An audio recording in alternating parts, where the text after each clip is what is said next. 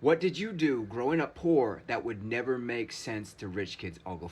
I honestly cannot believe I'm about to say this out loud.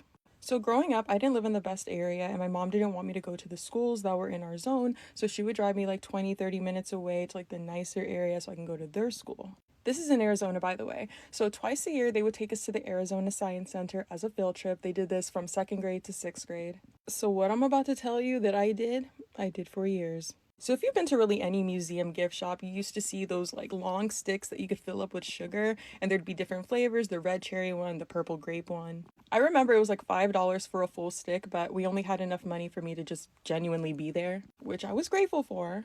Like I said, I didn't have no money, so I couldn't get no sugar candy the first two times that we went. But every single time that we went, every single student in the class would buy one of these sugar sticks, and I would be the only one without. So I guess you could say technically from third grade to sixth grade, I would bring this little plastic tube that I'm pretty sure I found from the park. Like, I'm pretty sure I found the stick in the trash can. But in my mind at the time, it was close enough. So, for years, the night before this science center field trip, I would go and take some of my brother's old kinetic sand and I would fill this tube up. It would be red at the bottom for cherry, yellow for banana, blue for blueberry, and then I would stick it in my backpack.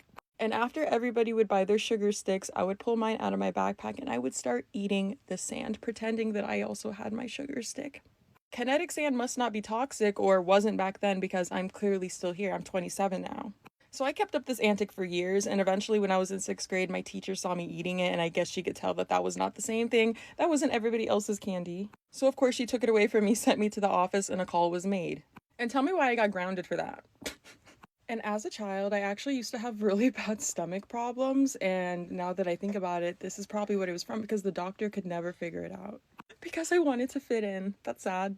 Like, I know most people know not to eat sand, but the school that I went to, like, these kids had money. I didn't, and I just wanted to fit in desperately. And something as small as this was such a big deal at that age.